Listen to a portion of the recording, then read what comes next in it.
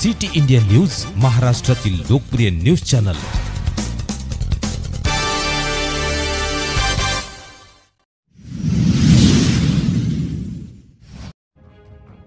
लोणार शहरासह तालुक्यामध्ये ढगफुटी दृश्य पाऊस झाल्यामुळे शेतकरी व अनेक नागरिकांच्या घरामध्ये पाणी शिरून अन्नधान्य साहित्य पिकांचे लाखो रुपयांचे नुकसान झाले आहे।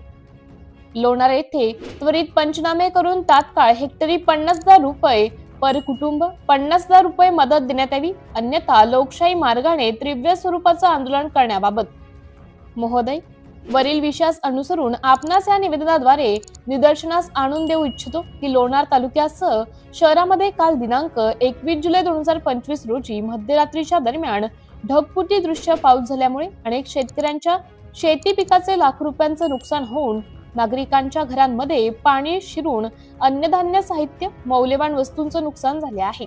तात्काळ पंचनामे करून पर हेक्टरी 50,000 रुपये तर कुटुंबाला 50,000 रुपये मदत द्यावी। जगाचा पोशिंदा शेतकरी राजाला सुरुवातीपासूनच लोणार तालुक्यामध्ये अतिवृष्टी होऊन होमणी अळीचा प्रादुर्भावाचा सुद्धा सामना करावा लागत आहे।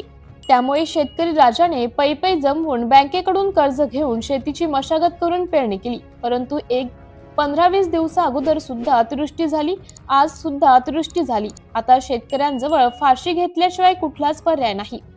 साहेब तात्काळ पंचनामे करून आर्थिक मदत देण्यात यावी, अन्यथा ऑल इंडिया पॅन्थर सेना लोणार तालुक्याच्या वतीने तीव्र स्वरूपाची जन आंदोलन करण्यात येईल।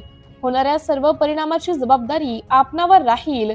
यावेळी ऑल इंडिया पॅन्थर सेनेचे तालुका अध्यक्ष दीपक भाऊ अंभोरे, उमेश मोरे, जिल्हा महासचिव सचिन मुळे, शाखा प्रमुख सय्यद अपू, हुसेन भाई, अजित पाटोळे, विजू डोळे, पांडू डोळे तसेच सर्व पदाधिकारी उपस्थित होते। सिटी इंडिया न्यूज साठी प्रतिनिधी फिरदोस खान पठाण, लोणार।